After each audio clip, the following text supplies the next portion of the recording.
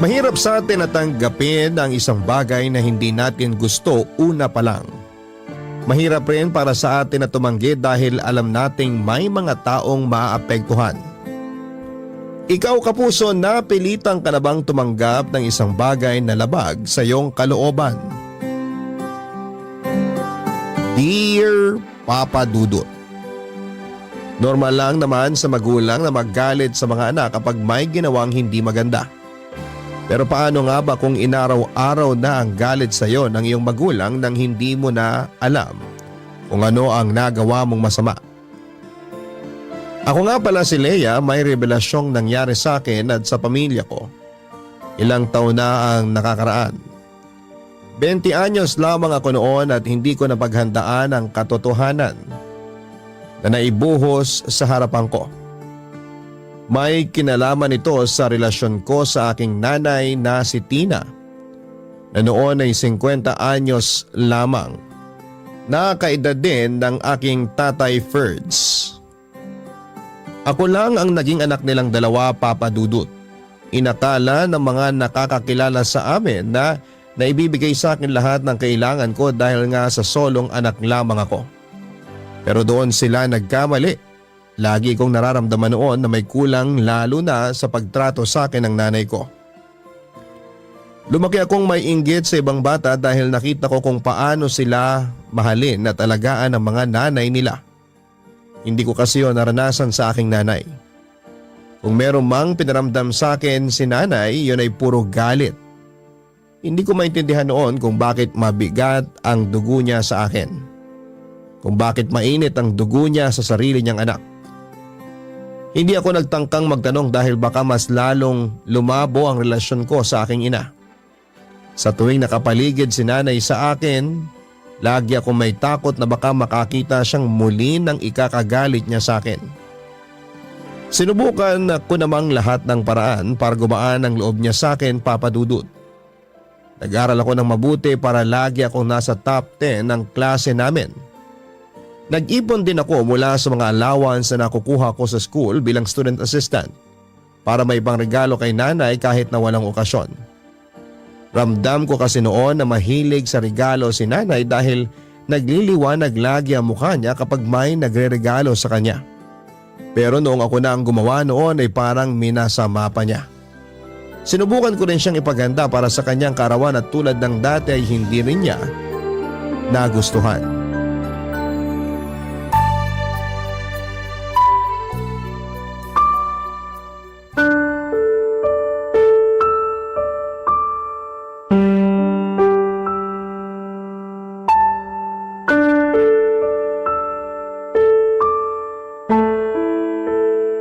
Happy birthday, Nay!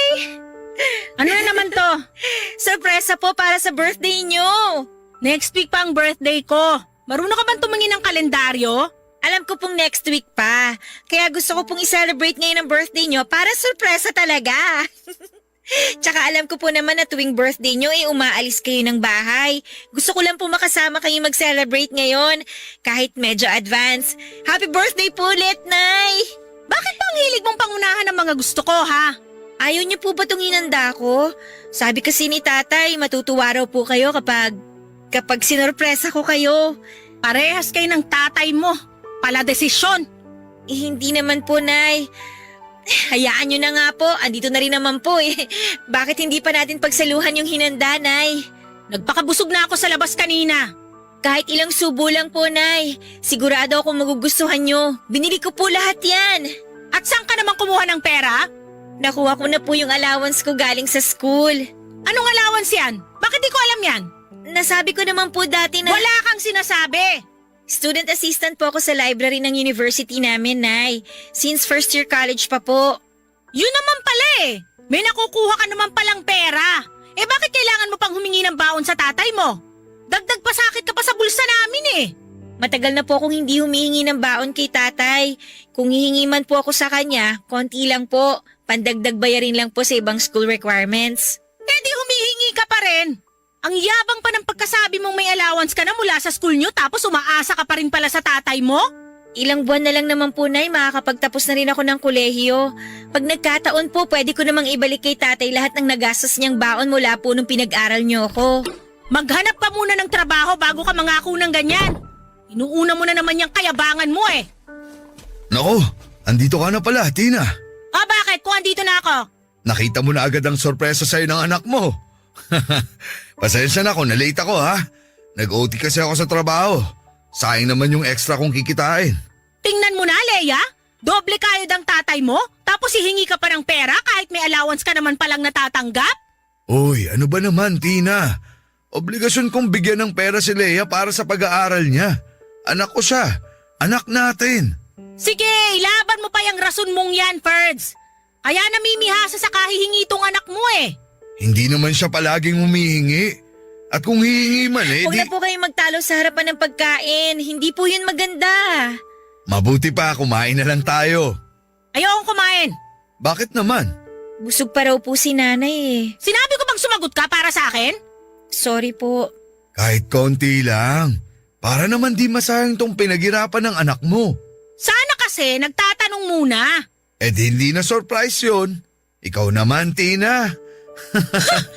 Mukha ba akong nakikipagbiruan sa inyong mag-ama? O sige po, Nay. Kung ayaw niyo naman pong kumain, ayos lang po. Pwedeng bukas na lang natin ito pagsaluhan. O kung sakaling magutom naman po kayo mamaya, pwede ko kayong ipag-init. Tawagin niyo lang po ako sa kwarto ko, Nay. Sa wakas! May nasabi ka ring maganda ngayong araw. Magpasalamat ka naman kay Leia. Para saan? Sa effort niya na ipinaganda ka. Magpapasalamat lang ako kapag nagustuhan ko ang effort na gagawin niya para sa akin. Uy, Tina, ano ka ba naman? Huwag mo nga akong pilitin kung ayoko. Huwag na po kayong mag-away dahil lang dito. Kasalanan ko rin naman po. Masyado kong in-advance yung birthday ni nanay. Hayaan niyo po, Nay. Ililigpit ko na po ito. Magpahinga na po kayo. Pinalitan mo ba yung bedsheet namin ng tatay mo? Pati rin po yung tuwalya niyo, pinalitan ko na po, Nay. Pinlansya ko na rin po yung punda ng una niyo tulad ng lagi niyong bilin. Pumasok na sina nanay at tatay sa kwarto nila, Papa Dudut, habang ako naman ay naiwang nagliligpit ng mga hinanda ko. Tinanggal ko ang nakasabit na pinaprint kong tarpaulin para sa birthday ni nanay. Tinanggal ko na rin ang mga nakasabit na lobo. Plinano kong ipamigay yon sa mga kapitbahay naming bata. Tinakpan ko na rin ang mga pagkain at saka nilagay lahat sa ref. Hindi na rin ako nakakain dahil nawala na ako ng gana. Lalo na noong narinig kong nagtatalo ang mga magulang ko sa kwarto nila. Pinakinggan ko ang pagtatalo nila, Papa Dudut. Lahat yon ay tungkol sa inasta ni nanay sa sorpresa ko. Kalmadong pinarealize ni tatay kay nanay na pinaghirapan ko ang hinanda ko para sa kanya. Pinaglaban naman ni nanay na hindi niya ako inutusang gawin yon. Nagpakumbaba na lamang si tatay at sinabing matulog na lamang sila kesa mauwi pa sa kung saan ang pagtatalo nila. Nanatili lamang ako sa kusina at doon ay tahimik na umiyak dahil nasaktan ako sa mga narinig kong sinabi ni nanay.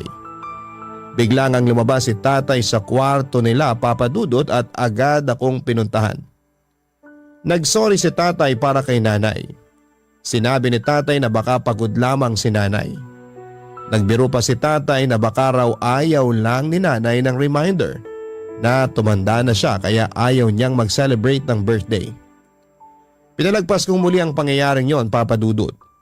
Nagsikap ako makatapos ng pag-aaral at hindi na humingi pa kahit piso kay tatay dahil madalas ngang nagpaparinig si nanay tungkol sa pagbibigay ni tatay ng baon sa akin. Umextra din po ako bilang tagalinis ng bahay ng mga kapitbahay namin para lamang pandagdag sa panggastos ko sa thesis ko. Nalagpasan ko naman yon lahat at sa wakas ay nakapagtapos na rin ako. Inasahan ko magiging proud na si nanay sa akin pero hindi pa rin. Hindi nga rin siya umattend ng graduation ko at tanging si tatay lamang ang kasama ko noon. Nakipag-inuman si nanay sa handaan para sa graduation ng anak ng kaibigan niya. Nasaktan ako doon dahil mas inuna niyang makiselebrate sa pagtatapos ng ibang tao kaysa sa akin na anak niya mismo. Kahit ganoon ay hindi pa rin ako napagod na ipagsiksikan ng sarili ko kay nanay. Hinangad ko pa rin na mahalin niya ako. Kaya nagpursige naman akong makahanap kaagad ng trabaho after kong makapagtapos. Tay! Sumahod na po ako! Aba, talagang adulting na ang anak ko ah. O ano bang plano mo dyan sa unang sahod mo? Kayo po ba, Tay? Ano po bang ginawa niyo sa unang sahod niyo? Ano nga bang ginawa ko dun sa unang sahod ko? Binilan ko ng mga sapatos yung mga kapatid ko. Tapos nag-iwan lang ako ng allowance para sa sarili ko. Yung iba binigay ko na sa lola mo para may panggastos siya sa bahay. Bukod po sa allowance niyo, Tay, ano pang iniwan niyo para sa sarili niyo? Wala na eh. Yung allowance lang talaga. Alam mo namang ako lang ang inaasahan dati ng lola mo. Inuna ko sila syempre. Nung nakapagtapos na yung ibang kapatid ko, saka naman ako bumawi sa sarili ko. Ako kaya, wala naman po ako ibang kapatid para pagkagastusan eh. Kung meron ka mang kapatid ngayon, di rin naman kita uobligayang ibigay sa kanila ang sahod mo. Ako ang tatay. Ako ang bubuhay sa kanila. Pero gusto ko pa rin po makatulong sa inyo, Tay. Kaya nga sa unang sahod ko, bala ko sanang ibigay sa inyo ni nanay lahat. Magtitira na lang po ako para sa pamasahe ko at pangkain sa trabaho. Sapat naman ang sahod ko para sa atin ng nanay mo. Mas mabuti pang bumili ka muna nung pangarap mong bilhin nung nag-aaral ka pa lang, nung wala ka pang pera. Yan kasi yung gusto kong gawin nun sa unang sahod ko pero di ko nagawa. Wala naman po kasi ako naiisip na gusto kong bilhin eh. Lahat naman na kailangan ko dati, binigay nyo na. Kaya naisip kong hatiin na lang talaga sa inyo ni nanay itong sahod ko. Ipunin mo na lang. Huwag nyo na akong pigilan, Tay. Ito po yung pangarap ko eh. Yung ako naman po yung makatulong sa inyo. Ay bang mag-amay, nagpapalakasan ng boses? Nagkakwentuhan lang kami dito ni Leia. Pwede naman magkwentuhan ng di malakas sa mga bunganga, di ba? Sorry po, Nay. Sorry. Wala na ako ibang narinig sa'yo kundi sorry. Tina, alam mo bang unang sahod ngayon ng anak mo? Na-withdraw mo na ba lahat ng sahod mo, Leia? Opo. Akin na. Hahatiin ko po muna sana, Nay, para sa inyong dalawa ni Tatay. Gaano ba kalaki ang sahod mo para kailangan pag-isipan pa ang paghahati? Ibabawas ko rin po kasi yung allowance ko. Magkano ba sinahod mo? 7K po. 7K lang? Kala ko naman kung magkano. Pang-15 lang naman yung 7K niya, Tina. Malaki na rin yun. Anong malaki ron? Ang mahal ng bilihin ngayon, ano pang mapupuntahan ng 7K na yan? Ibabawas mo pa yung para sa sarili mo, di ano na lang matitira sa amin ng tatay mo? Hindi naman po ako magastos. Kaya na po kahit 1K lang itabi ko para sa sarili ko. Yung matitira po sa inyo na po ni Tatay. Parang tanga tong si Leia. Palibasa unang beses na nakahawak ng sahod kaya di alam kung gaano kaliti ang perang pinagmamalaki mo. Gaano man kaliit o kalaki, ang importante, pinaghirapan sa tamang paraan. Hindi ba, Leia? Totoo naman po yung sinabi ni Nanay. Maliit lang po talaga, Tay. Pero tataasan naman daw po ang sahod ko kapag naka-6 na buwan na po ako. Baka nga bago ka mag-6 na buwan tinanggal ka na sa trabaho mo Di ka naman kagalingan para paubutin ka ng ganyang katagal. Patawa ka talaga. Ano bang hindi siya magtatagal sa trabaho niya? Alam mo bang maraming aplikante dun sa posisyong pinasukan ng anak mo? Siya lang ang natanggap. Ganun kagaling ang anak mo. Mabilib ka naman.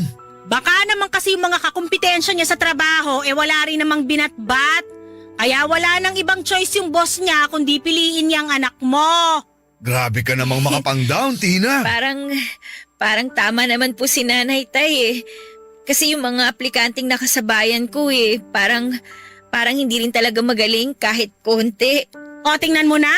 Di lumabas din yung totoo. Wala lang ibang choice yung boss kundi piliin ka. Ay, Leia, anak, pwede bang bumili ka na muna ng merienda sa labas? Kahit anong magustuhan mo ron. Babayaran ko na lang mamaya. Sige po, Tay. Labas na po muna ako.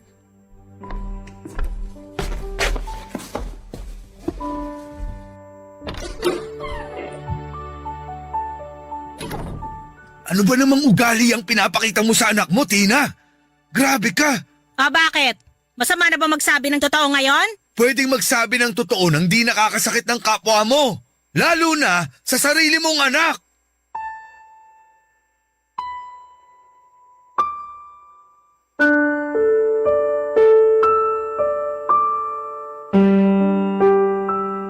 Narinig ko ang pagkatalo ni nanay at tatay mula sa labas ng bahay, Papa Dudut. Hindi ko na pinatapos ang away nila dahil nasaktan ako sa mga naunang sinabi ni nanay. Kaya nagmadali akong lumayo sa bahay para lamang hindi na sila marinig pa. Binagalang ko ang paglalakad papunta sa tindahan. Ilang tindahang malapit ang nilagpasan ko dahil ayoko munang bumili ng merienda. Alam ko namang pinabili lamang ako ni tatay para lamang makausap niya si nanay tungkol sa akin. Kaya naman hindi ako nagmadali dahil alam kong kailangan nila ng oras para makapag-usap. Sa dulong tindahan na ako nakarating, Papa Dudut. Doon na ako bumili ng merienda pero after noon ay hindi pa rin ako umalis. Nagpaalam muna ako sa tendera kung pwedeng umupo lang doon sa upuang nasa gilid ng tindahan. At pumayag naman.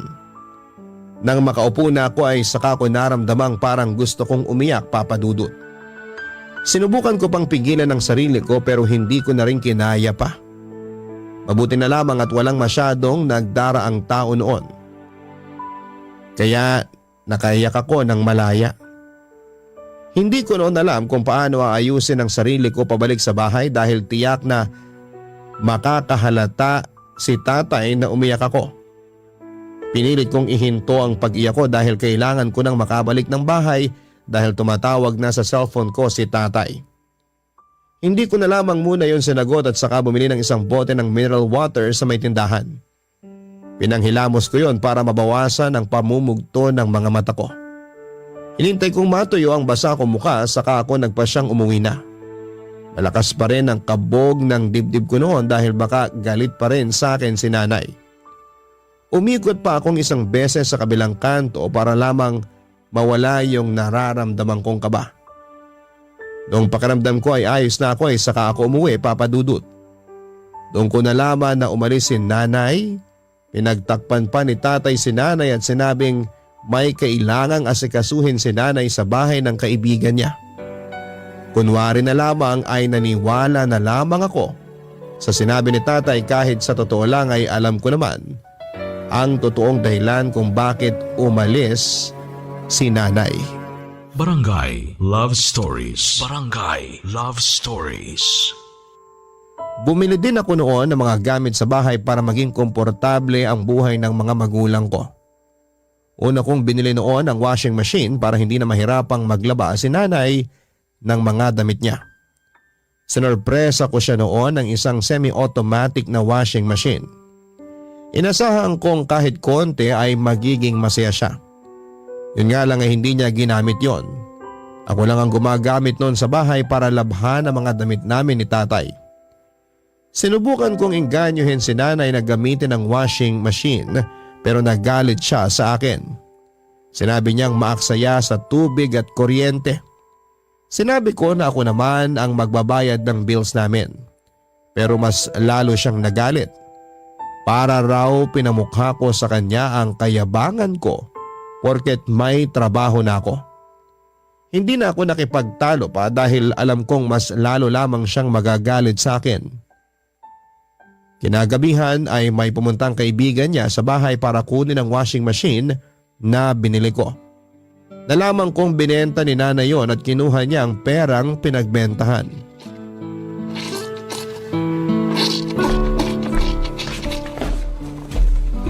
Oh, bakit nag-handwash ka ng damit dyan? Wala na po kasi yung washing machine natin. Oh, asan? Nagtampo ba kaya bumalik sa mall? Si tatay talaga. Binenta po ni nanay. Oh, bakit binenta? Ang laking tulong nun para makapaglaba ng mga bedsheet at kurtina. Baksaya daw po kasi sa tubig tsaka sa kuryente. Kaya nga nagtatrabaho para maging komportable ang buhay natin eh. Kesa naman yung nag-handwash ka ng damit mo dyan. Pagod ka na nga sa trabaho, mapapagod ka pang maglaba. Hindi ko naman po to damit, Tay. Oh, kanino yan? Wala naman ako mga labahin. Kay nanay po. Pinalaba ba niya yan sa'yo? Naku, hindi po. Nagkusa lang po ako. Baka masorpresa ang nanay mo sa paglalabaw mo ng damit niya, ha? Sana nga po. Ang ibig kong sabihin, masorpresa tulad nung ginawa mo nung birthday niya. Baka magalit. Baka di magustuhan. Alam ko pong marami siyang nilakad ngayong araw kaya pag nakita niyang wala na siyang labahin, matutuwa na siya. Parang ako ang kinakabahan sa ginagawa mo eh. Alam mo naman ang nanay mo pag pagod, mainitin ang ulo. Matatanggal po ang init ng ulo niya kapag nakita niyang wala ng laman ng laundry basket niya. Proven na po yun sa mga babae. Ewan ko ha, pero matagal ko nang kasama ang nanay mo. Pag di umayon sa kanya ang mga nangyayari, nagiging dragon siya. Pati tuloy ako kinakabahan na tay. Hinahanda lang naman kita. Kahit ikaw kilala mo na rin ang nanay mo. Alam mong pinaglihi yun sa high blood at alta presyon. Tatay naman Tulungan na lang kitang maglaba bago ka maabutan ng nanay mo. Mukhang pauwi na rin yun Ako na po tay, babanlawan na lang po to. Tutulong na ako para matapos na. Tay, Palabasin na lang natin na ako ang naglaban ng lahat ng damit niya ha. bakit po kayo? Ako nga po nagpapalakas kay nanay Kailangan malaman niya na ako yung naglaba para plus points sa akin. Minus points yan sa kanya. Bakit naman po? Huwag kang masasaktan sa sasabihin ko ha. Alam mo namang minsan mainit ang dugo sa'yo ng nanay mo. Kaya kapag nalaman niyang may ginawa ka para sa kanya, kahit maganda pa yan, di niya tatanggapin. Hahanapan niya ng butas para mabigyan ng rason yung galit niya sa'yo. Gusto ko lang naman pong magkaayos na kami. Gusto ko na mahalin niya rin ako tulad ng pagmamahal niyo sa akin. Mahal ka naman ng nanay mo. Di nga lang siguro tugma yung pagmamahal na binibigay niya sa gusto mong matanggap. Siguro nga po. Balang araw, mauubos din ang galit ng nanay mo sa katawan niya. Maubos nga kaya? Parang siya yung nagsusupply ng galit sa mundo Ginawa mo pang supplier ang nanay mo. Umusog ka na nga doon para matulungan na kita sa paglalaba. Siguradong pauwi na rin ang nanay mo. Tay, Oh, bakit? namantsahan ko po yung puting blouse ni nanay. Ha? Sigurado ka? Baka naman dati pa yan. Ngayon lang po to, tay. Naihalo ko po yung isang puting blouse niya rito sa mga dikolor. Mareremedyohan natin yan. Huwag kang mag-alala.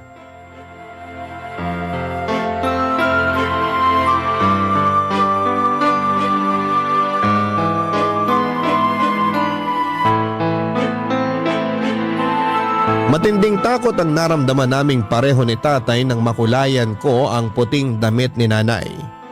Sinubukan nga naming remedyohan yon, nag-check ako sa internet ng mga pwedeng home remedy.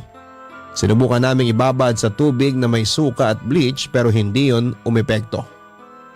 Napabili si tatay ng kalamansi at kinaska sa damit pero hindi pa rin natanggal ang pagkakahawa. Nagpakulo rin kami ng tubig at saka ibinuhos yon sa damit at saka muling kinusot pero wala pa rin. Marami na kaming sinubukang gawin ni tatay, matanggal lamang ang pagkakahawa ng dikolor sa puting damit ni nanay. Pero hindi kami nagtagumpay.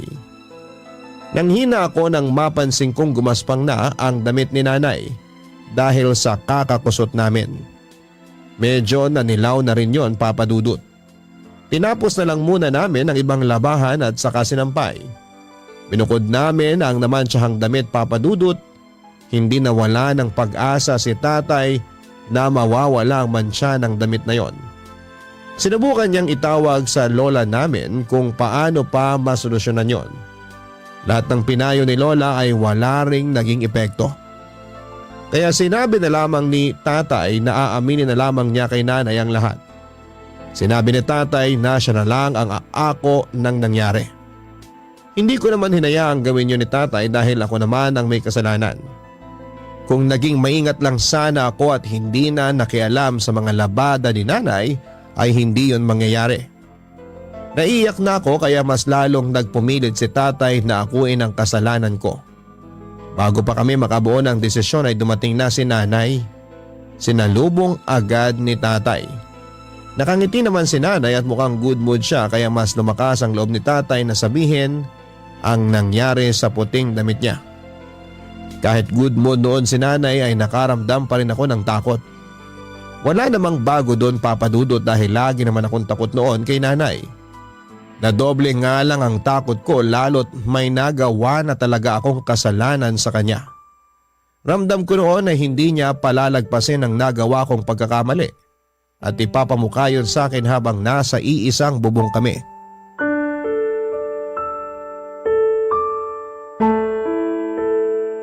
Kala ko di ka pa uuwi. Bakit? Ayaw mo ba ako umuwi? Hindi naman. Alam mo namang lagi lang talaga kitang hinahanap pag wala ka. Anong nakain mo? Bakit parang nagpapalakas ka sa akin? O baka naman may kailangan ka? Ako may kailangan. Ikaw lang sapat na. Baka naman may nagawa kang kasalanan sa akin? Parang ganun. Sabihin mo na habang masaya pa ako. Huwag mo nang patagalin at alam mo naman ang mood ko. Mabilis lang magbago. Mabuti na lang at sinabi mo yan. Anong nangyari? Hindi naman masyadong malaki yung kasalanan ko. Anong nangyari? Sinubukan ko kasing laban yung mga damit mo para di ka na maglaba pag uwi mo. Talaga? Ngayon mo lang ako pinaglaba, ah? Kaya lang, may isang puting damit na naihalo sa mga dekolor kaya… Nay, ako po yung nakahalo ng puting damit niyo sa dekolor. Ako po yung naglaba, hindi po si tatay. Sorry po. Bakit mo pinakailaman ang mga damit ko? Masyado kang pabida eh! Wala rin naman po kasi akong ibang ginagawa kaya nilaban ko na yung mga damit ninyo. Gumawa lang naman ng maganda si Leia, Tina. Huwag niyo akong pagtulungan mag-ama, ha? Hindi naman sa ganun. Aling damit ang naman tiyan? Yung puting… Puting blouse na may borda ng krus sa gilid? Yun nga po. Tina, tama na yan! Bakit niyo po ako sinampal? Bakit? At bakit hindi? Para lang sa damit, mananakit ka na. Alam mo ba kung gaano kahalaga sa akin yung damit na yon? Bibili na lang ng bago. Di mo naman kailangang saktan ng anak mo. Sorry po, Nay. Papalitan ko na lang po sa sahod ko. Saan po ba nabibili yon para makakuha po ako kaagad? Magagalit ba ako na ganito kung madali lang makakuha ng kapalit doon?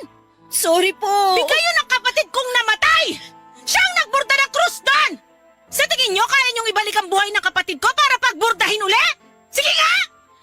Hindi ko po alam na galing yun sa kapatid niyo, Nay. Sorry po. Alam ko po. Kung hindi ka kasi nakialam, walang masisira! Parang ako mo na. Tumigil ka! Hindi ka talaga madadala hanggat Ano di ba? ka nakakatikim sa akin eh! Wala nang magagawa ang sorry mo! Uy, Tina! Nay, tama na po. Tama na sabi! Tina, ano ba? Kahit mamatay ka pa, hindi mo mababayaran ang nasira mo! Sabing tumigil ka na eh! Tay, tama na po. Nakakapagod nang makita na kinakawawa mo si Leia. Kahit wala siyang mali, wala kang ibang ginawa kundi pahirapan siya. At ako, hindi ba niya ako pinahirapan? Mula nung pinanganak siya, nasira na ang buhay ko! Nay. Huwag mo akong hawakan! Sana namatay ka na lang! Peste ka! Magsama kayong mag-ama! Nay.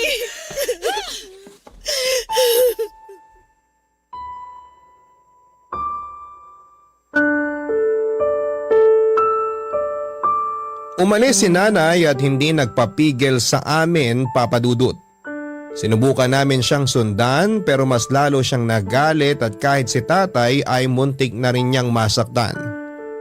Kaya naman hinayaan na lang muna namin siya para makahinga. Naramdaman ko na punong-puno siya ng galit noon at naiintindihan ko naman siya dahil nagkamali ako. Alam kong hindi ko na mapapalitan ang nasira kong damit ni nanay. Bumalik kami ni tatay ng bahay at nagmadali akong ibabad muli ang damit ni nanay para mawala ang mantsa. Umiyak ako noon dahil sa tindi ng konsensyang sumabog sa akin. Pinatigil na ako ni tatay sa kakapilit na tanggalin ang mantsa. Pero hindi ako nagpapigil at naawa si tatay sa akin at hinayaan na lamang ako. Sinubukang tawagan ni tatay si nanay pero hindi siya sumasagot. Nag-aalala na rin si tatay sa nangyari kay nanay lalo na noong lumipas na ang 4 na oras pero hindi pa rin umuwi ng bahay si nanay. Kaya naman nagpaalam si tatay na lalabas muna para hanapin si nanay. Gusto ko noon na tulungan si tatay na hanapin si nanay pero hindi na ako sumama para subukang remedyohan pa ang damit ni nanay. Naiwan ako mag-isa sa bahay habang hawak noon ang puting damit ni nanay. Alam kong wala na yung pag-asa pang maayos tulad ng relasyon ko kay nanay. Pero hindi ko pa rin yun sinukuan.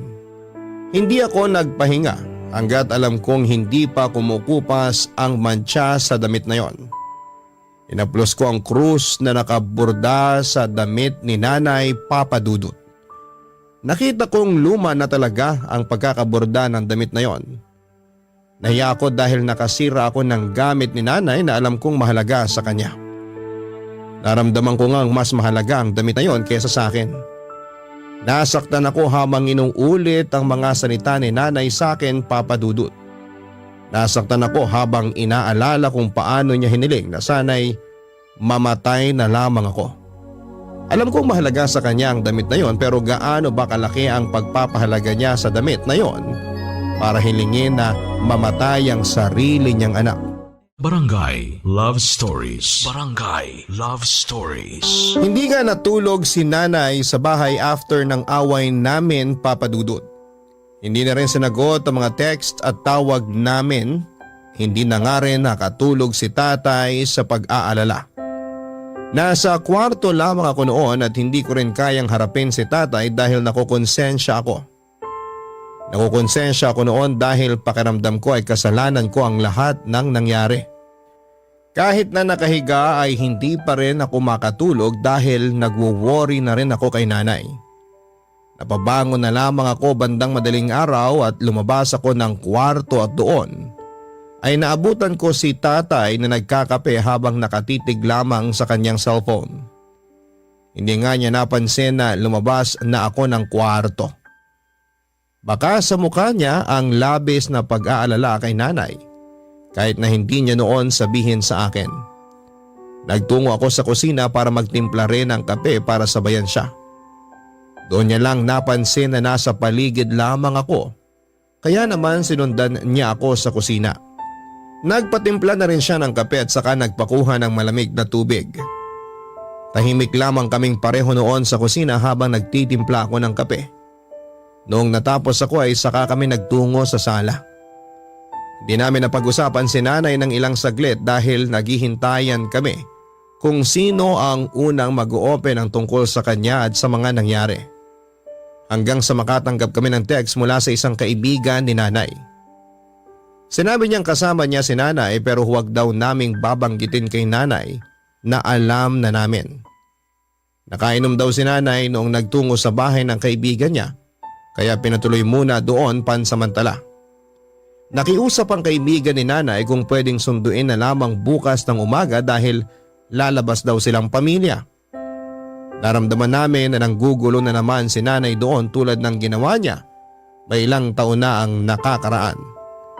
Kahit papaano ay napanatag naman kaming pareho ni tatay.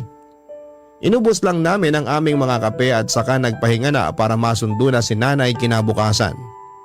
Nagbalik na kami sa kanya-kanyang kwarto at nahiga na. Pero kahit na sinundan ko nang ipahinga ang pagod kong mga mata, ay hindi ko pa rin magawang makatulog dahil nag-aalala pa rin ako kay nanay. Alas 7 na ng umaga nang katukin ako ni tatay sa kwarto para magpasama na sa akin na sunduin si nanay. Hindi na kami nakapagbihis pa dahil nagmamadali na kaming masundo si nanay bago pa siya makatunog. Napupuntahan namin siya.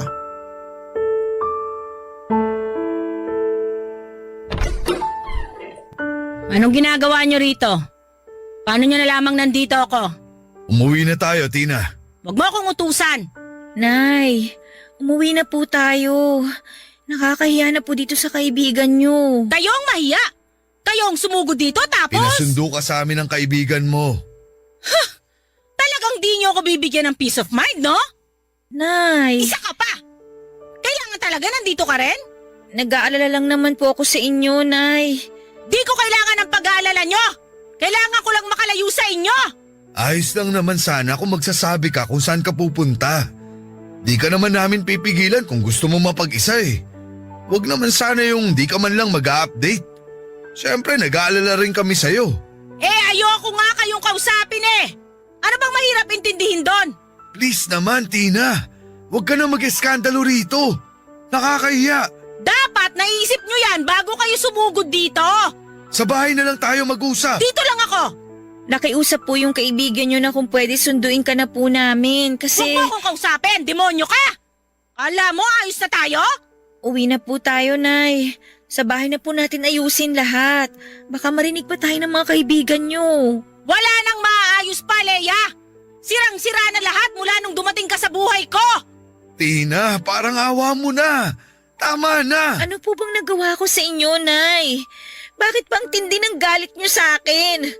Ginawa ko naman po lahat Lagi kong inuunang nararamdaman ninyo, ang pangangailangan ninyo. Wala akong ibang ginawa kundi humanap ng paraan para mahalin nyo ko. Bakit po, Nay? Bakit po? Bakit ganyan kayo sa akin? Gusto mong malaman ang totoo? Tina, wag dito. Ano ka ba naman? Hindi! Dito na lang natin gawin. Naghahanap na sagot yung anak mo eh. Tina! Ano po ba yung totoo, Nay? Una sa lahat, huwag mo akong tawaging nanay dahil hindi naman kita anak. Tina, ano ba? Ha? Hindi ko po kayo maintindihan. Anak ka ng tatay mo sa ibang babae. Tay! Leia, anak. Kailangan talaga humingi ka ng eksplanasyon sa tatay mo? Ayaw mo akong paniwalaan? Ha! Hindi kita anak! Bakit sa tingin mo ang bigat ng dugo ko sa'yo? Ano yon? Trip ko lang? Leia, anak. Mahal ka namin at Namin?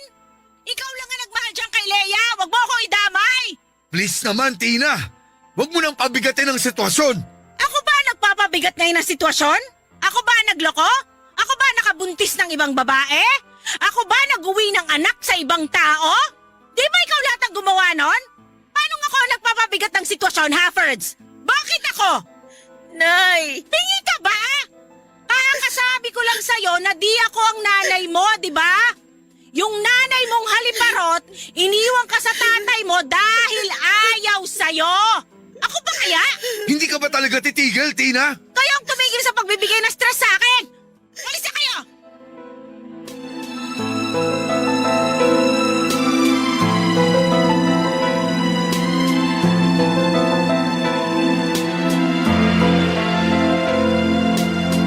Agad na tumakbo palayo si nanay at ni isa sa amin ni tatay ay walang lakas para sundan pa siya. Hindi makatingin si tatay sa akin habang ako naman ay pilit na pinoproseso ang mga sinasabi ni nanay. Hindi na rin kinontak pang muli ni tatay si nanay. Pinagbigyan niya ang gusto ni nanay na mapag-isa. Inaya na ako ni tatay na umuwi na parang walang nangyari. Hindi ko rin alam ang eksaktong mararamdaman ko kay tatay matapos kong malaman na anak niya ako sa ibang babae. May mga narinig na akong ganito noong bata pa ako at madalas kong maramdaman na niloloko ako ng mga kalaro ko at ng mga pinsang ko na ampun lang daw ako. Inakala kong panunukso lamang yon dahil gano'n naman talaga ang tuksuhan ng mga bata pero totoo pala. Noong nakauwi na kami agad na nagpunta sa kusina si tatay para ipagtimpla ako ng kape. Naya niya akong samahan siyang maupo sa may sala. Alam ko noon na balak niyang pag-usapan namin ang nangyaring revelasyon ni nanay. Sa totoo lang ay ayoko noon na pag-usapan pa dahil hindi ko talaga tanggap pero kailangan na. Papadudot hindi pa man din namin nagagalaw ang kapeng tinimpla ni tatay ay kinausap na niya ako. Sinabi niya lahat ng totoo tungkol sa pagkatao ko. Hindi pinalad si nanay at tatay na magkaroon ng anak dahil may problema sa matres si nanay. Naging problema yon sa kanilang dalawa dahil pangarap ni tatay na magkaroon ng anak at hindi yon naibigay ni nanay. Naging madalas ang pag-aaway nila dahil pakiramdam daw ni tatay ay walang patutunguhan ang pagsasama nila dahil kulang daw kung walang anak. Ayaw naman daw mag-ampon ni tatay dati dahil nga gusto niyang galing sa kanyang magiging anak niya. Nakipaghiwalay muna pansamantala si tatay kay nanay nang lumabas na ang mga away nila.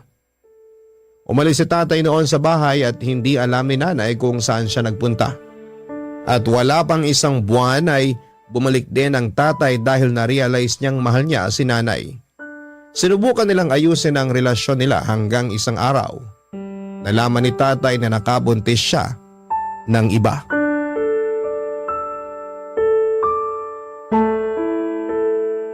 Marisol ang pangalan ng totoo mong nanay. Kumakanta siya sa bar nung nakilala ko siya. Aminado ako na nagandaan ako sa kanya na hinaluan pa ng matinding kalungkutan dahil nga nagkahiwalay kami ng nanay mo. Kaya po kayo pumatol sa kanya? Siya yung unang lumapit eh. May tinanong lang nung una hanggang sa napatawa ko na lang siya. Pagkatapos nun, bawat pahinga niya sa set niya, lagi siyang umuupo sa tabi ko. Nagkaroon ako ng interes. Nung gabing yon, may nangyari sa amin at sa mga sumunod pa. Tumira ako sa apartment niya pansamantala. Masaya naman nung una. Akala ko di na ako babalik pa sa nanay mo. Pero isang gabi, sabi ko sa sarili ko noon, iba pa rin ang nanay mo. Kaya iniwan ko si Marisol. Hindi niya po ba kayo hinabol? Hindi naman. Doon ko lang din nalaman na may boyfriend siya sa ibang bansa kaya di rin kami pwede. Maayos naman kaming nagkahiwalay. Akala ko yun na ang huling pagkikita namin. Hanggang sa tinawagan niya ako para ipaalam na nabuntis ko siya. Paano po kayo nakasigurong kayo ang ama ko at hindi ibang lalaki? Napatanong din ako noon, Leia. Pero sakto sa bilang nung kaming dalawa lang ang magkasama nun sa apartment niya. Ako lang ang nakasama niya nun. Doon sigurado ako. Paano niyo po sinabi kay nanay? Hindi ko muna sinabi kasi natakot ako na baka iwan ako ng nanay mo. Palihim ako nagsustento kay Marisol. Tapos nung nakapanganak na siya, pinuntahan ko. Bigla kanyang binigay sa akin. Nagmakaawa siya na kunin kita kasi di pwedeng malaman ng boyfriend niya na nabuntis siya. Maliit pa lang ang tiyan ni Marisol nung nagpakalayo-layo sa kanila para may tago ang pagbubuntis niya. Kaya medyo may kalakihan ang sinustento ko kasi wala siyang ibang naging trabaho habang nagbubuntis siya. Pagkatapos niyang manganak, bumalik ulit siya sa pagkanta. Tapos inuwi niyo na ako? Oo, wala naman akong ibang alam na pagdadalhan sa'yo nun at gusto ko ring iuwi ka. Hindi ko lang nga alam kung paano yung tatanggapin ng nanay mo. Ano pong reaksyon ni nanay nung inuwi niyo ako? Nabigla, natulala. Sinabi ko sa kanya na handa akong tanggapin ang parusa niya o kung anuman. Basta wag ka lang niyang ilayo sa akin. At umaasa ako na sana tanggapin ka niya bilang sarili niyang anak. Tinanggap ka naman niya, Leia. Pero hindi niya ako minahal. Iyon ang isang bagay na di niya na ipangakong gagawin matapos kanyang tanggapin sa buhay namin.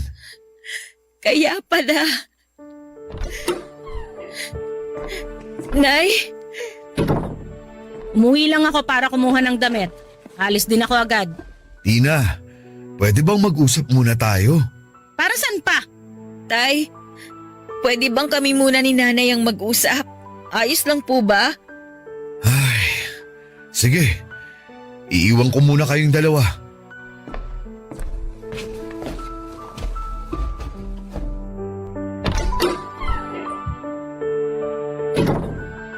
Wala tayong dapat pag-usapan, Leia. Nalaman mo na naman ang lahat. Huwag ka nang magtanong dahil wala akong balak sumagot. Wala na po ako ibang gustong itanong kundi kumusta po kayo dati, Nay? Nung tinanggap ninyo ako. Ano bang tanong yan? Alam ko po na hindi kayo nakumusta ni tatay sa nararamdaman ninyo nung inuwi niya ako dito. Alam ko masakit yun para sa inyo. Kaya tatanungin ko po ulit kayo, Nay. Kumusta po kayo nun? Sana hindi pa po huli yung pagtatanong ko. Hindi ako okay at hindi ako naging okay. Ayos na ba? Nasagot ko na? Bakit niyo po ako tinanggap? Para di mawala uli ang tatay mo. At naisip ko, makakatulong ka para matabunan yung pagkukulang ko sa kanya bilang asawa dahil hindi ko siya mabigyan ng anak na tulad ng pangarap niya. Karapatan niyong humindi kung alam niyong hindi kayo okay sa nangyayari. Sa tingin mo ba di ko naisip gawin yan? Sa tingin mo di ako nagsisi na tinanggap kita rito? Hindi madali na lagi kitang nakikita. Ikaw ang paalala kung anong kulang sa akin. Kaya ako mabigat ang dugo ko sa'yo dahil yun sa pagkakaipit ko sa sitwasyon na ginawa ng tatay mo. Nanay mo ang sumira ng buhay ko. Habang buhay kong dadalin yon. At habang buhay kong ipapaalala sa'yo ang galit ko. Kung dyan po kayo makakakuha ng paraan para gumaan ang nararamdaman ninyo, sige lang po. Sasaluhin ko po lahat kasi pasasalamat ko na lang po sa inyo yon. Kasi kinupkup niyo po ako. Binigyan niyo ako ng matitirahan. Dinamitan ninyo ako. Inalagaan niyo ako nung bata ako kahit na ayaw niyo. Salamat po, Nay. Kasi kahit mahirap para sa inyo natanggapin ako, ginawa niyo. Andito pa rin ako dahil minsan tinanggap ninyo ako.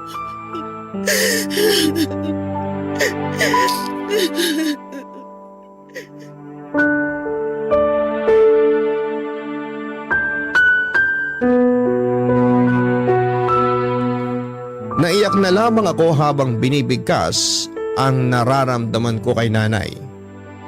Wala akong galit sa kanya noon kahit na sabihin pang hindi niya ako pinakitaan ng maganda mula pagkabata. Mula noong malaman ko ang totoo, lumaki ang simpatya ko sa kanya dahil hindi biro ang ginawa niyang pagtanggap sa akin. Kaya wala akong karapatan para magtanim ng galit sa kanya dahil tao lamang siya. Tao lamang siya na minsan ay pinagtaksilan dahil sa kakulangan. At ayoko noon na iparamdam ulit yon sa kanya at nagpasalamat ako ng paulit-ulit dahil yun lang ang nakita kong paraan para maiparamdam sa kanya na malaking bagay ang ginawa niyang pagtanggap sa akin. Inasahan kong magagalit siya, magwawala o di naman kaya ay muli akong sasaktan. Pero nagulat na lamang ako na bigla niya akong niyakap at umiyak. Humingi siya ng tawad sa mga pagpapahirap niya sa akin. Hiningi niya rin ang tawad sa mga pagkukulang niya sa akin bilang isang ina. Sa unang pagkakataon, Papa Dudut, ay pinaramdam niya sa akin na siya ang nanay ko. Hindi man ako nanggaling sa kanya pero sinabi niyang anak pa rin niya ako. Hindi man daw niya naipakita ng tama pero mahal daw niya ako. Naunahan lamang daw siya ng galit at hindi niya nabitawan agad ang puot. Sa ngayon ay sinusubukan pa rin naming ayusin ang relasyon naming mag-ina. Nakatulong din ang paglapit muli ni tatay para pag-usapan nila mag-asawa ang sinubukan nilang talikuran noon. Nagkaroon ng closure si nanay mula sa sakit na dinala ni tatay sa kanya. Yun lang naman ang kailangan ni nanay. Yung malaman ni tatay na nasaktan siya at minsan hindi siya naging okay sa mga nangyari. At mula noon ay mas lalo pang naging matibay ang relasyon nila dahil napag-usapan nila kung anuman yung mga bagay na nakasira sa kanila noon. Hindi sila natakot na harapin ang nakaraan nila dahil alam nilang kaya na nilang isara yon nang hindi nangihinayang sa mga tanong na hindi nasasagot, Papa Dudut. Wala na rin akong balak pang alamin kung nasaan man ang tunay kong nanay. Malaki pa rin naman ang pasasalamat ko sa kanya kung nasaan man siya, pero para sa akin ang nakagisnang kong nanay ko na lamang ang mahalaga ngayon. Kung sakali mang balang araw ay mag-cruise ang aming landas ay hindi ko naman ipagkakait sa kanya ang mayakap siya at mapatawad. Hanggang dito na lamang po ang aking liham. Agad po kaming nagpakasal na dalawa. Ngayon ay may dalawa na kaming anak, Papa Dudut. 2 lalaki, 7 years old ang panganay at 5 years old naman ang pangalawa. Nurse po si Elena. Tuwing nasa trabaho kaming dalawa ay ang lola na mga bata ang nagbabantay sa kanila. Hindi po kami mayaman pero meron naman po kaming sapat na income na mag-asawa para magkaroon ng komportableng buhay. Masaya po ang pamilya namin dahil nabibiyayaan kami ng mabait at masipag na ilaw ng tahanan. Kaya nga po kontento na ako sa kung ano man ang meron ako sa ngayon. Meron akong 2 anak na nagbibigay inspirasyon sa akin at asawang katuwang ko sa aking pagtanda.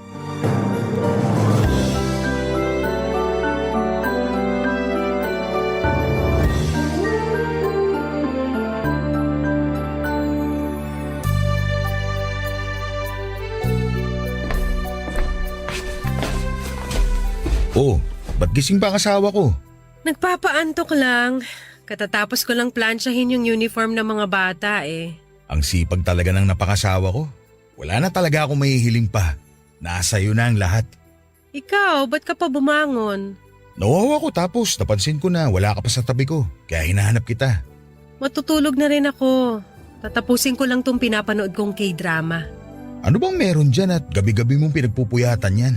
Nakakakilig kasi. Family drama siya tungkol sa mag-asawa. Ang cute-cute nga nung anak nila eh. Sa tingin mo, kakayanin pa ba natin kapag umisa pa tayo? Pangatlong anak? Gusto mo ba? Gusto ko rin ng anak na babae sana. Ang dami nyo ng lalaki dito eh. Wala akong kasamang babae. Ready naman ako sa isa pa kung sakali. Ang tanong, kaya mo ba? Kakayanin ko naman sigurong mag-alaga ng 3 bata. Gusto mo, subukan na natin ngayon? Nagmamadali? Chill ka muna dyan. Maaga pa pasok natin bukas. Ay, speaking of pasok, sa ospital pala kahapon, alam mo bang may nag-iskandalo dun? Talaga? Ano nangyari? Yung kasamahan ko kasing nurse, plano na pala niya makipaghiwalay sa asawa niya. Eh biglang bumisita yung asawa sa ospital para humingi ng sorry. Ito namang kasama ko, napuno na lang din siguro nung makita niyang pagmumukha ng asawa niya, kaya ayun, nagwala sa harap ng mga pasyente. Ano ba kasing ginawa ng asawa niya? Ano pa nga ba, di ng babae. Mga lalaki talaga, hindi na nakontento sa asawa nila. Sinabi mo pa. Kaya ikaw ha, ayus-ayusin mo mga desisyon mo sa buhay. Kapag ikaw niloko mo ko, hindi ako mag-iiskandalo. Buburahin agad kita sa buhay ko. Hindi ko magagawa yun. Alam mo naman kung gaano ko kaloyal sa'yo eh. Dapat lang. Pero grabe ka naman sa buburahin. Burado agad. Hindi ba pwedeng bigyan ng second chance? Anong second chance? Bakit may bala ka bang lokohin ako? Siyempre wala. Hindi ko magagawa yun sa'yo. Naisip ko lang yung mag-asawa na nakwento mo. Ayaw na ba talaga ng babae? Ayaw niya nang bigyan ng second chance yung asawa niya? Tama lang yung ginawa ng kasama ko. Hindi na dapat binibigyan ng second chance sa mga cheater. Kasi kapag ginawa mo yun, para mo na rin tinanggap yung ginawa niya. Eh, kahit mag-ayos na lang sila para sa mga anak nila. Yan! Ganyan kayo! Ginawa niyo pang panangga yung mga bata, eh di sana naisip niyo yan bago kayo gumawa ng kasalanan. Tsaka niyo na lang kasi naaalala na may anak pala kayo pagkatapos niyong makaraos. Oh, bakit galit na galit? Uy, hindi ako yun ng babae.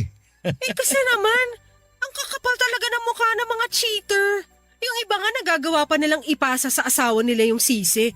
Minsan, kaya nagiging abusado ang mga cheater na yan dahil sa mga chance na ibinibigay ng mga taong marurupok eh. Kapag gumawa ng kasalanan ng isang tao, by choice yun. So dapat, ibigay sa kanila yung deserve nilang punishment. Kaya para sa akin, hindi talaga uubra ang second chance. Ginusto mo yan? So kailangang harapin mo ngayon ang consequences. Oh, tama na yan. High blood ka masyado eh. Mas lalong hindi ka makakatulog niyan. Nakakagigil kasi. Oo na. Tara na, matulog na lang tayo. Mauna ka na, tatapusin ko lang to. 10 minutes na lang. Okay, sige. Antayin kita sa kama para sabay na tayo matulog. Papadudod sa isang insurance company po ako nagtatrabaho. Ilang taon na rin po ako sa kumpanyang ito at maganda ang mga benepisyong natatanggap ko sa kanila kaya nagtagal ako sa kanila. Marami na akong katrabaho at naging kaibigan na nakilala pero karamihan sa kanila ay lagi akong iniiwanan para maghanap ng mas magandang opportunity. Sa trabahong ito ko na po nakilala ang bagong empleyado na si Christine. Tahimik lamang si Christine sa unang linggo niya sa opisina.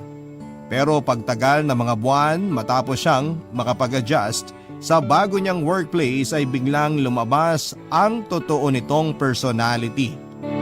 Kalog siya, papadudot, maingay, sobrang ingay at palakaibigan siyang tao at karaniwan siya ang bumubuhay sa dating boring naming opisina. Kung sa classroom ay may tinatawag na class clown, sa amin ay merong office clown at si Christine po yun. Paminsan-minsan Ang ginagamit nitong paraan para magpatawa ay ang makipag-flirt sa mga office mate niyang lalaki at hindi ako nakaligtas doon, Papa Dudut. Kahit alam niyang pamilyadong tao na ako ay sige lamang siya sa pakikipagharutan sa akin dahil para sa kanya, joke lang ang lahat at bawal itong seryosohin. Nung una'y sinasabayan ko pa ang mga biro ni Christine sa akin dahil buong akala ko nakatuwaan lamang ang lahat. Pero kalaunan ay napapansin ko na medyo nagiging totoo na ang mga banat ni Christine. Napatunayan ko ito nang minsang hinintay niya na makapag-out ako sa trabaho.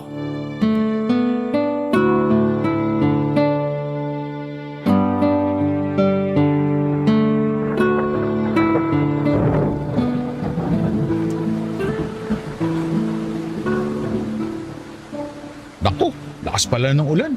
Kaya nga eh. Oh, ikaw pala Christine. Akala ko kanina ka pa umuwi. Wala yung sundo ko eh. Nasa ibang planeta ata. So, hindi ka susunduin ng asawa mo ngayon?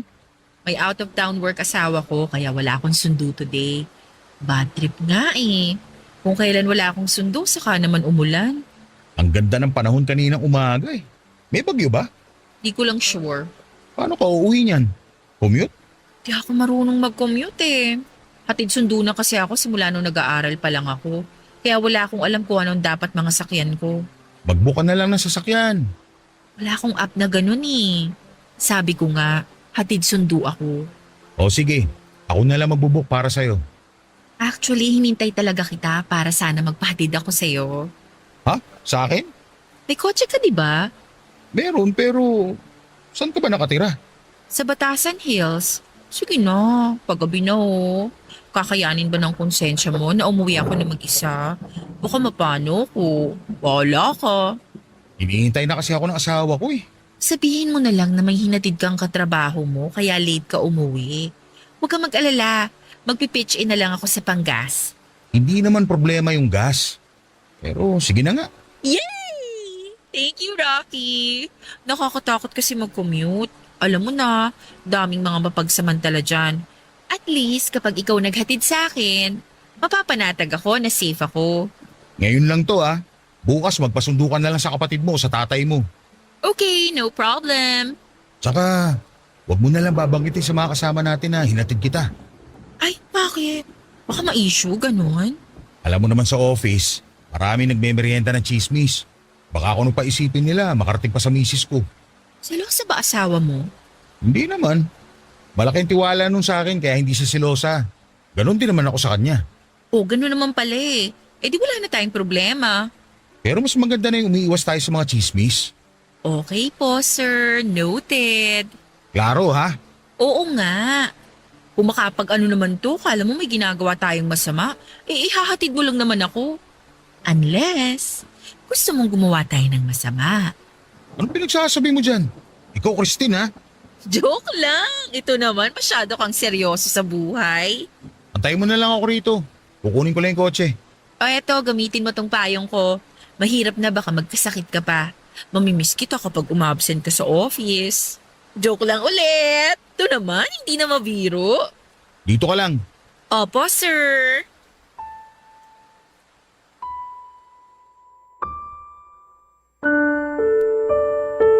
Papadudot pagkahatid ko kay Christine sa bahay nila ay pinilit niya akong pumasok muna pansamantala sa bahay nila. Sobrang lakas na kasi ng ulan noon na halos mag-zero visibility na kaya nahirapan po akong mag-drive. Pumayag po ko sa anyaya niya at may kalakihan ng bahay nila Christine, Papadudot. Malaki raw kasi ang sinasahod ng asawa niya kaya afford nila ang ganong klase ng tirahan. Nang mga oras na yon ay nasa nanay naman niya ang mga anak nila kaya walang katao-tao sa bahay.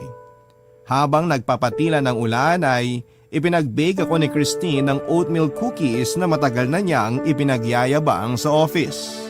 Kape habang nagkwekwentuhan sa sarili naming buhay. Doon ko nalaman, Papadudot, na matagal na palang hindi maganda ang relasyon nila Christine at ng asawa niyang si Joseph. Nagsasama na lamang daw sila para sa mga anak nila at alam ni Christine na may ibang babae ang asawa niya. Tuwing nagpapaalam ito na mag-out of town siya para sa trabaho ay alam niyang hindi trabaho yon, kundi binibisita lamang niya ang babae niya.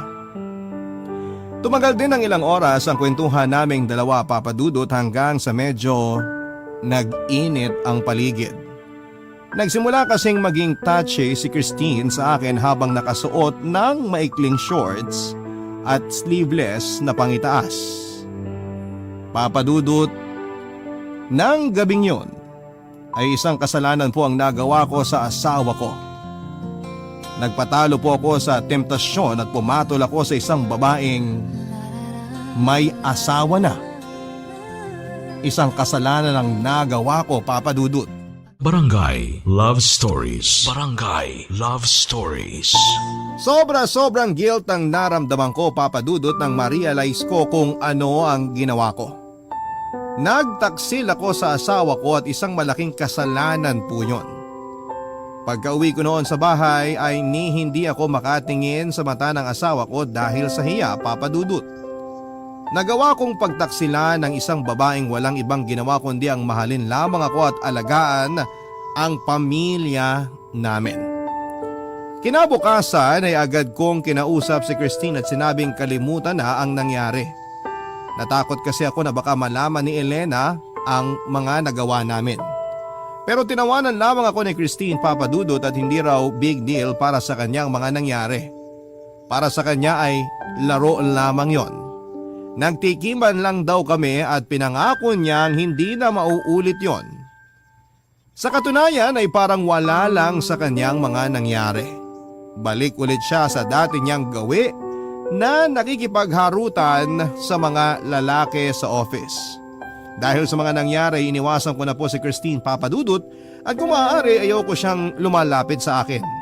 Hindi na ako sumasabay sa mga biro niya.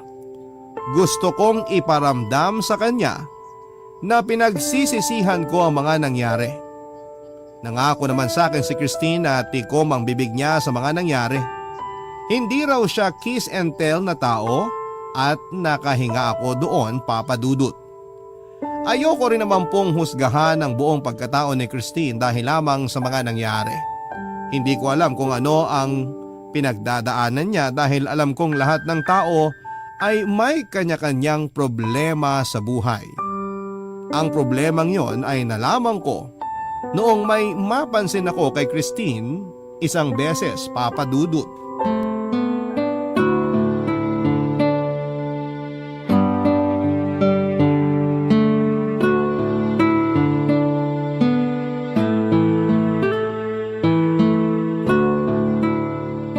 Good morning, Rocky. Ay, suplado. Walang sagot. Oh, good morning. Okay, makikiraan lang po. Sandali lang, Christine. Yes, bakit po? May dumi ka yata sa mukha. Ah, ito ba? Hindi to dumi. Eh ano yan? Pasa? Aalis na ako. Marami pa akong trabaho. Pasa ba yan? Sinasaktan ka ba ng asawa mo? Hindi to pasa, makeup to. Contour. Contour lang to.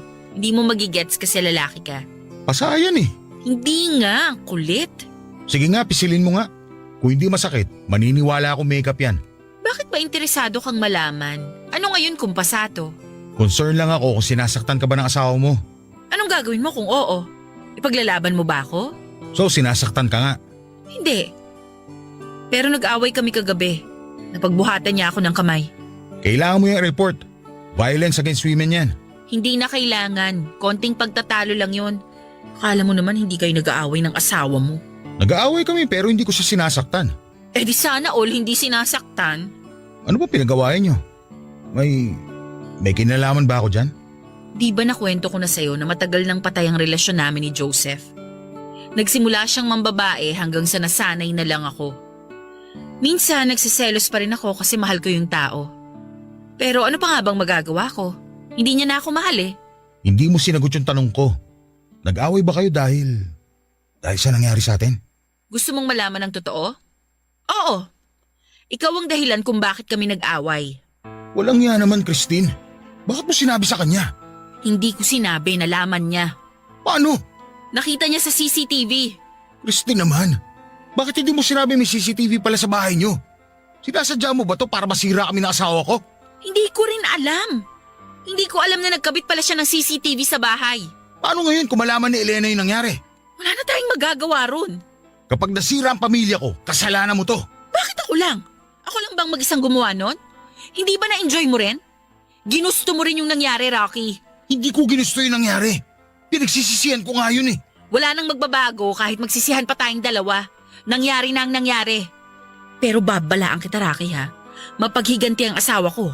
Ihanda mong sarili mo. Para saan? Aalis na ako. Marami pa akong kailangang tapusin. Teka! Christine, sadali lang!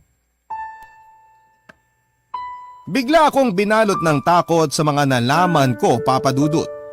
Hindi ako takot sa maaaring gawin ni Joseph, ang kinakatakot ko ay kapag nalaman ni Elena ang katotohanan.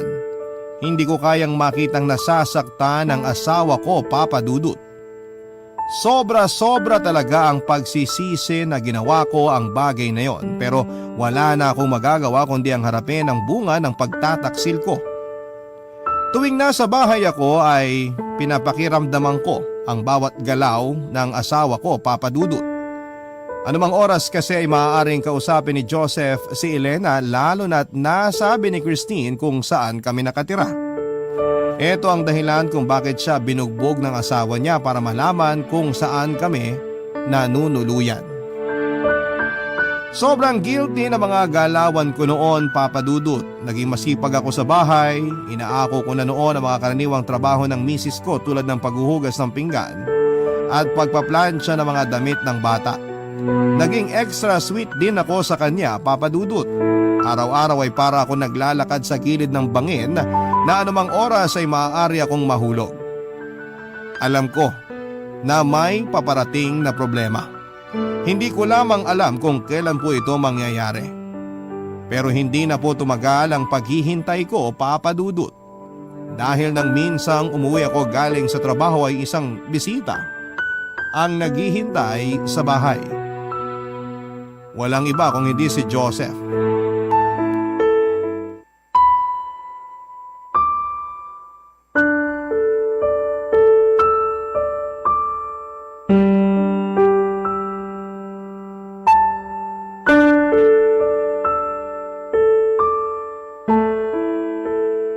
Pauwi na siguro yun.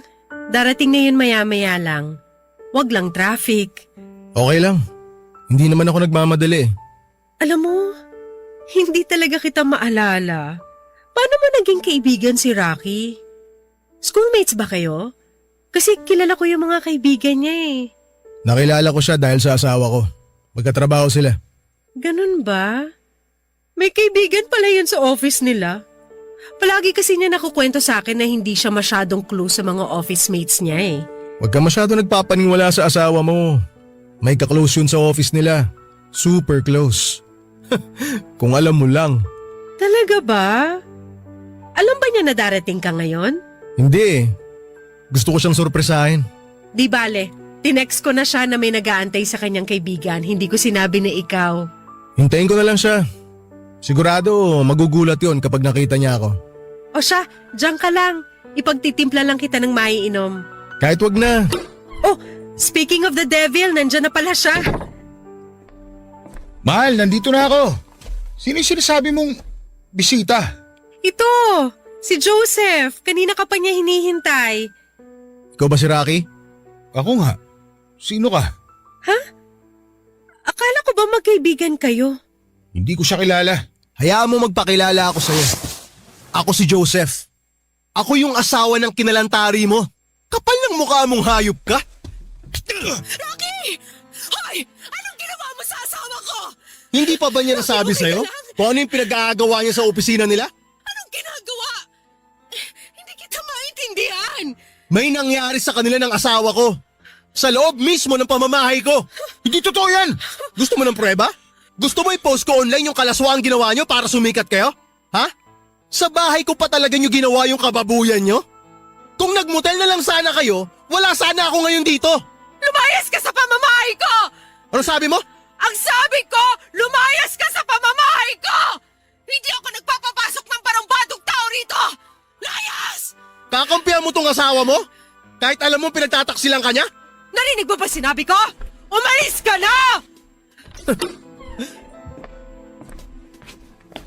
Hoy, hindi pa tayo tapos ha. Di pa ako tapos sa yung walang yaka. Mahal, magpapaliwanag ako.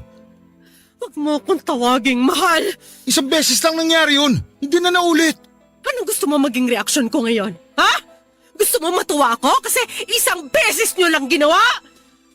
Rocky! Hindi pa ba ako sapat?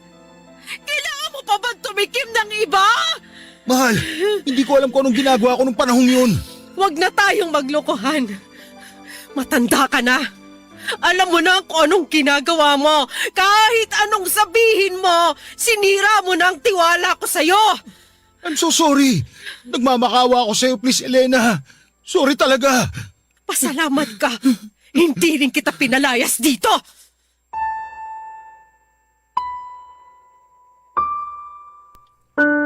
Papadudot ng gabing yon ay pilit akong iniwasan ni Elena. Hindi niya ako kinikibo at kahit na anong paliwanag ang sabihin ko ay sarado na ang tenga nito. Sapat na raw ang nalaman niya at hindi na raw magbabago ang katotohanang nakipagtalik ako sa ibang babae. Hindi po mahilig sa komprontasyon si Elena, Papadudot, at hanggat maaari ay umiiwas siya sa away at sa gulo. Yon ang masakit para sa akin, Papadudot. Alam kong nasasaktan siya dahil sa mga nagawa ko. Gusto kong magalit siya, gusto kong sigawan niya ako. Yung kahit murahin pa niya ako, mailabas lamang niya ang galit sa puso niya pero hindi niya yon ginawa sa akin. Nanahimik lamang siya buong gabi. Sa mga sumunod na araw ay ginawa ko po ang lahat para mahingi ang kapatawaran ng asawa ko. Paulit-ulit na paghingi ng tawad ang ginagawa ko kahit na nagmumukha na akong sirang plaka. Alam ko po kasing wala nang mangyayari kahit na anong paliwanag ang gawin ko.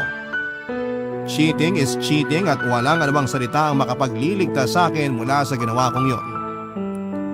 Halos isang linggo ring ibinigay sa akin ni Elena ang silent treatment bago siya nakapagdesisyon sa isang bagay. Gusto na niyang makipaghiwalay sa akin. Masyado raw masakit ang nangyari para sa kanya at buong akala raw niya ay isang lalaking loyal at family-oriented ang taong pinakasalan niya pero nagkamali pala siya. Papadudot, binigyan niya ako ng 3 araw para magayos ng mga gamit ko at para magpaalam sa mga anak namin. Barangay Love Stories. Barangay Love Stories. Papadudot, napakalaki ng pagsisisi ko na nagawa ko ang bagay na yon kay Elena. Napakabuting tao ng misis ko at siya na siguro ang pinakamagandang bagay na nangyari sa akin. Pero dahil sa mga nangyari ay nasaktan ko siya. Sinira ko ang tiwalang ibinigay niya sa akin. Sinira ko ang sariling pamilya namin. Wala na po ako nagawa pa kundi ang sundin ang kagustuhan ni Elena at yun na lamang ang tanging bagay na magagawa ko sa kanya ang bigyan siya ng panahon at oras. Pansamantala po akong nangupahan matapos akong palayasin ng asawa ko. Nang mga panahong yon ay sinikap kong makabalik sa pamilya ko. Sinubukan kong kausapin si Elena ng ilang beses kahit na ayaw na niya akong makita. May isang gabi nga na natulog pa ako sa labas ng bahay namin para lamang makita siya. Wala na po akong pakialam kahit pagchismisan pa kami ng mga kapitbahay namin. Ang mahalaga ay mabuo ko ulit ang pamilya ko na sobrang miss na miss ko na noon. Pero nanatiling bato ang puso ni Elena, Papadudot. Katulad ng sinabi niya noon ay hindi siya nagbibigay ng second chances lalo na pagdating sa cheating. Ayaw niyang suportahan ang mga lalaking piniling mag-cheat tapos ay hihingi ng second chance sa huli. Umabot ng 2 buwan na wala kaming kontak noon ni Elena at handa na akong tumigil, Papadudot. Akala ko ay wala na akong pag-asa hanggang sa makausap ko ang isang taong hindi ko inaasahan na siyang magbibigay sa akin ng lakas para magpatuloy.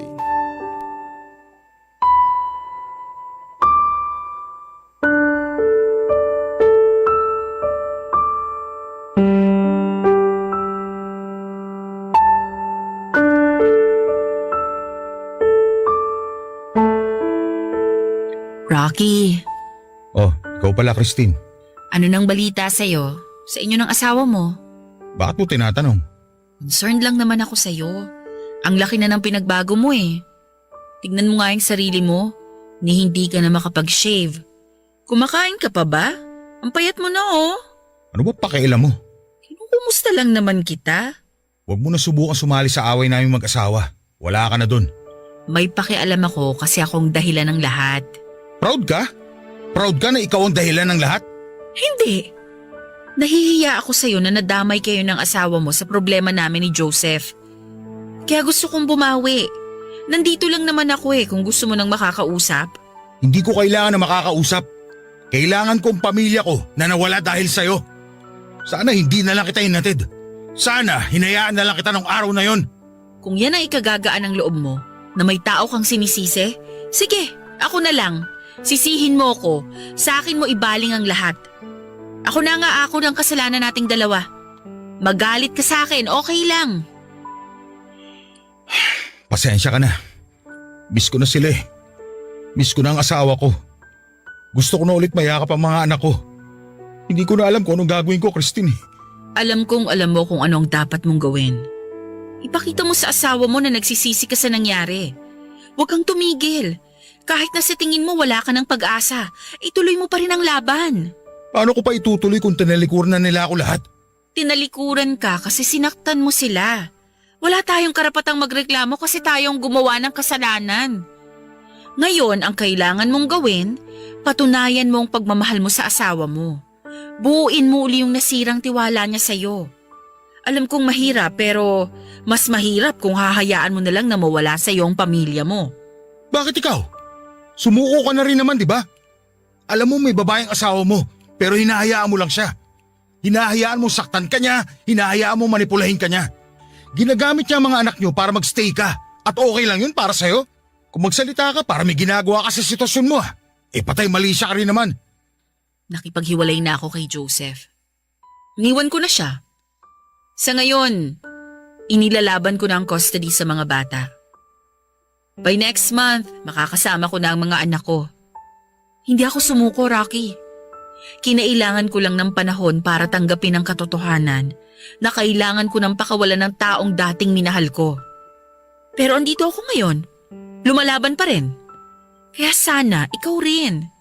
Naniniwala ka ba sa second chances? Ako? Oo naman. Pero ang second chance, mahirap makuha yan. Kailangan mong pagtrabahuhan. Kailangan mong patunayan sa taong hihingan mo ng second chance na deserve mo yun. Paano kung hindi naniniwala sa second chance yung taong hinihingan ko nun? Then subukan mong baguhin yung paniniwala niyang yun. Katulad ng sinabi ko, patunayan mo. Paano ko gagawin yun?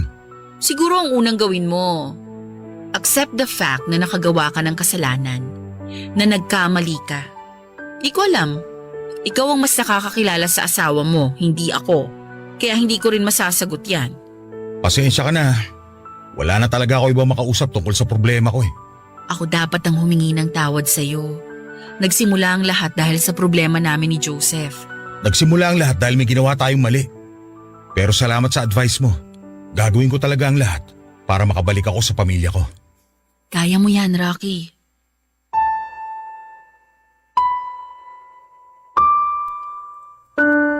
Papadudot 5 buwan din akong nalayo sa pamilya ko.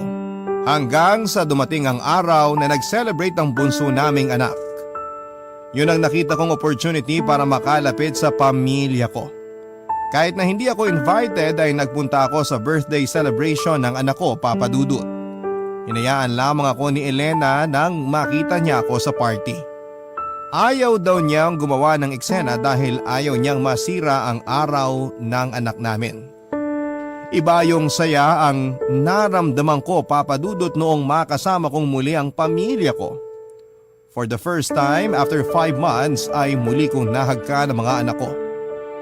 Doon na rin po ako humingi ng tawad sa kanila dahil wala ako sa tabi nila. Inirason ko na lamang na sobrang busy ako sa trabaho kaya hindi ko sila nakakasama. Pero laking gulat ko na lamang noong sabihin sa akin ng panganay ko na alam na raw nila ang dahilan kung bakit palagi akong wala. Pinalayas daw ako ng nanay nila dahil may iba akong babae. Nag-init ang dugo ko, Papa Dudut, nang marinig ko sa bibig mismo ng anak ko ang kalokohang ginawa ko. Nagalit ako kay Elena pero hindi ko kaagad siya kinumpronta. Nalungkot ako sa mga nalaman ko. Hindi naman kailangang idamay pa ang mga bata sa away naming mag-asawa pero ginawa pa rin niya yon. Hinintay kong matapos ang birthday celebration bago ko sinubukang kausapin si Elena, Papa Dudut.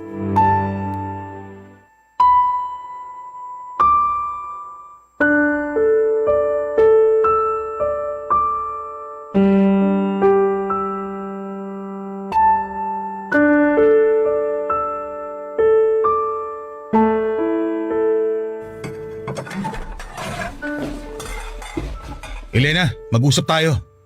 Anong ginagawa mo rito? Invited ka ba? Ama ako ng mga bata, kaya may karapatan ako magpunta rito. Tapos na ang party, makakalis ka na. Bakit dinamay mo ang mga bata sa away natin? Anong pinagsasasabi mo? Kasasabi lang sa akin ng mga bata na alam nila ang rason kung bakit wala ako rito sa bahay. Nang bababae? Dahil lang sa isang pagkakamali, sisirain mo pangalan ko sa mga anak ko? Bakit? Hindi ba totoo na ng babae ka? Pero kailangan ba talagang idamay mo yung mga bata? Dapat lang. Para sa murang edad, matuto na sila kung anong tama at mali. Lalaki ang mga anak mo, Rocky. Ayokong tularan kanila. Anong gusto mong gawin ko? Magsinungaling sa kanila? Pagtakpan kita? Kampihan ko ang pagiging cheater mo? Hindi ko gagawin yun. Bata lang sila. Wala pa silang muwang, Elena. Oo, bata pa sila. Pero marunong na silang umintindi. At gusto kong habang bata pa sila, matutunan nila kung ano ang nagagawa ng pagtataksil sa isang pamilya. Gusto kong isa puso at isa isip nila na ang cheating ay nakakasira ng pamilya. Ngayon, alam na nila ang feeling kung paano mawala ng ama. At sigurado akong hindi nila ipaparamdam yon sa magiging anak nila kapag sila na mismo ang nagkaroon ng sarili nilang pamilya. Ganun ba talaga ako kasamang ama? Yan ang konsekwensya sa ginawa mo, Rocky. Sana may natutunan ka rin.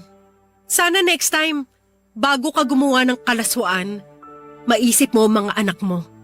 Kahit hindi na ako, yung mga anak mo na lang. At kung paanong ayaw mong masira ang pangalan mo sa kanila. Nakausap ko ang mga bata. Humingi na ako ng tawad sa kanila. Inamin ko ang totoo at nangako ko sa kanila na hindi na ako uulit.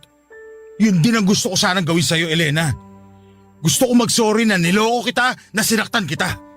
Pangako sa'yo, hindi mo na mararamdaman ulit yun. Kaya please, sana bigyan mo ulit ako ng ikalawang pagkakataon. Paano ko makakasiguro na hindi mo na uulitin yung ginawa mo kapag binigyan kita ng second chance? Dahil ama ako at ayoko na mawalay sa mga anak ko. Kung alam mo lang kung gaano ko namimiss sa mga bata. Sobrang miss na kita. Miss ko na ang mga anak ko. Miss ko na ang pamilya ko. Sana maniwala ka sa akin na pinagsisisihan ko na ang ginawa ko. Alam mo naman na hindi ako marunong magbigay ng second chance, di ba? Kahit ngayon lang. Hindi ko sasayangin ang pagkakataon na ibibigay mo sa akin. Alam mo ba kung gaano ako nasaktan sa ginawa mo?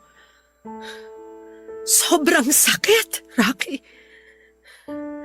Hanggang ngayon, nasasaktan pa rin ako. Alam mo kung bakit? Kasi never kong inakala na magagawa mo sa akin to. Nangako tayo sa isa't isa, pero sinira mo yung pangakong yun. Paano pa tayo makakabalik sa dati kung bawat tingin ko sa'yo, naaalala ko ang ginawa mo? Bigyan mo ako ng chance na magsisi, na bumawi. Gusto kong ibalik natin ang lahat sa dati. Please, Elena, kalimutan na natin yung nangyari. Magsimula tayo ulit. Mahal kita at ayoko mawala ka sa buhay ko. Mahal din kita kaya ko ginagawa to. Pero hindi ganun kadali ang magpatawad eh. Alam ko na mapagpatawad ang Diyos, pero hindi ako Diyos, Rocky. Tao lang ako. Nasasaktan, nagtatanim ng sama ng loob, nagagalit. Please, Elena. Luluhod ako ngayon sa harapan mo. Huwag kang lumuhod. Baka makita tayo ng mga anak mo, huwag mo nang ipahiya pa ang sarili mo. Wala akong pakialam kahit mapahiya ako. Ang gusto ko lang mangyari ngayon ay mapatawad mo ko. Gusto mong bumawi? Gusto mong bumalik? Sige, pagbibigyan kita. Sa isang kondisyon. Anong kondisyon mo? Gagawin ko ang lahat. Makakabalik ka lang sa pamilyang to kapag naibalik mo na sa akin yung nawawalang tiwala ko sa'yo. Maraming salamat, Elena. Makakaasa kang gagawin ko ang lahat. Hindi ko kayo bibitawan. Gagawin ko talaga ang lahat para sa'yo at sa mga anak natin. Papadudod, parang nareset ang relasyon namin ni Elena. Para akong namatay sa isang online game at bumalik muli sa simula. Ginawa ko ang lahat na makakaya ko para lamang maibalik lahat ng tiwala ni Elena sa akin. Niligawan ko ulit siya at ipinakita ko sa kanya at sa mga anak ko na deserving ako sa second chance nila. Ang unang ginawa ko, Papa Dudut, ay nag-resign ako sa dati kong trabaho at lumipat sa ibang kumpanya para mapanatag ang loob ni Elena na hindi na kami nagkikita ni Christine. Halos 3 buwan ko ring binuo ang nasira naming pamilya. Hanggang sa nagbunga naman po ang lahat ng ginawa ko. Sa huli ay napatawa din ako ng asawa ko at binigyan niya ako ng second chance. At muli niya akong tinanggap bilang asawa at ama ng mga anak namin. Simula noon, Papa Dudut, ay pinangako ko na sa sarili ko na hindi ko na gagawin muli ang pagkakasalang nangyari. Hinding-hindi ko nasasayangin ang pagkakataong ibinigay sa akin ng misis ko. Sa ngayon po, Papa Dudut, ay unti-unti na naming naibabalik sa dati ang masaya naming pamilya. Pilit na rin po naming kinakalimutan ang parte ng buhay naming yon. Ibinaon na lang namin sa nakaraan ang mga nangyari. Ang masaya po na balita ay buntis na po si Elena sa pangatlo naming anak. At isa po itong baby girl katulad ng kanyang hiling. Masaya ako, Papa Dudut, dahil sa kabila ng mga nangyari ay nagkaroon ng happy ending ang kwento ko. Ang panalangin ko na lamang po ay magtuloy-tuloy ang saya na meron kami sa kasalukuyan. Hanggang dito na lamang po, and thank you, Papa Dudut, sa oras and chance na ibinahagi mo ang kwento ko sa bawat Pilipino at umaasa akong marami kayong natutunan sa mga naging pagkakamali ko.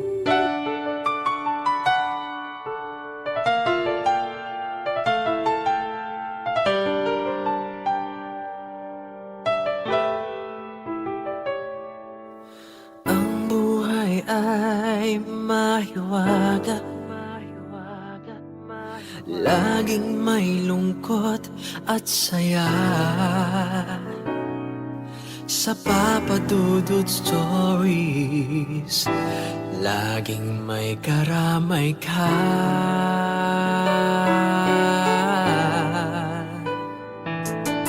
Mga problemang kay bigat, dito ay pakikinggan ka. Sa Papa Dudut Stories, kami ay iyong kasama. Dito sa Papa Dudut Stories, ikaw ay hindi nag-iisa.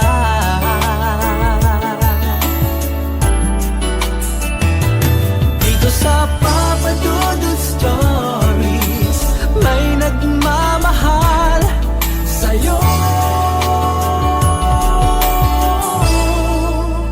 Papa Dudut Stories, Papa Dudut Stories,